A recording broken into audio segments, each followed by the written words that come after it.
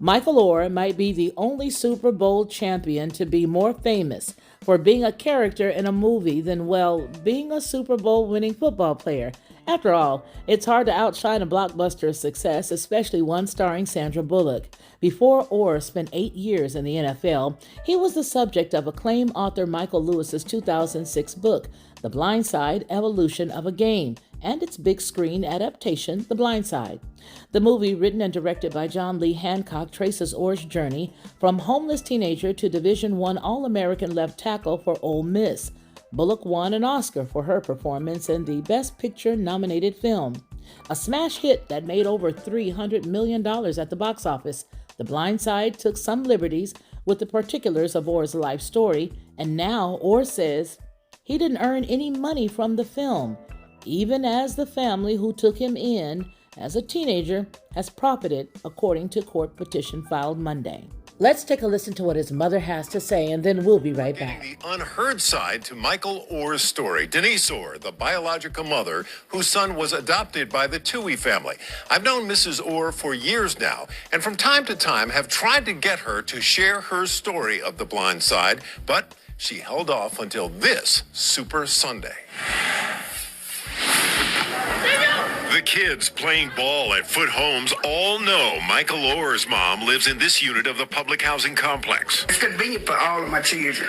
They need to come. I've always tried to keep a place, a roof for them to come to. One of Miss Oher's 11 living children stays here with her. You don't even have a TV to watch the Super Bowl. No, sir.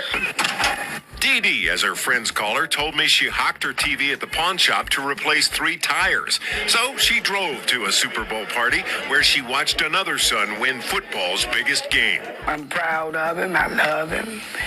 And I'm going to give God all that praise for his success. The world came to know of The Blind Side via the hit movie based on Michael Lewis's bestseller. Denise says she's never seen the movie or read the book, in part because she was deeply embarrassed by her addiction to crack cocaine, a raw reality she's overcoming one day at a time. And that addiction is very hard to just stop. You have to work on it. You have to pray. And you have to be committed to it. And you have to want to change your life from that. Michael Oher's mother is grateful to the family of Sean and Leanne Toohey for helping her young man so much. I'm grateful that they came. God placed them in our lives. But the Blindside movie preview Denise did see turned her sour on the movie.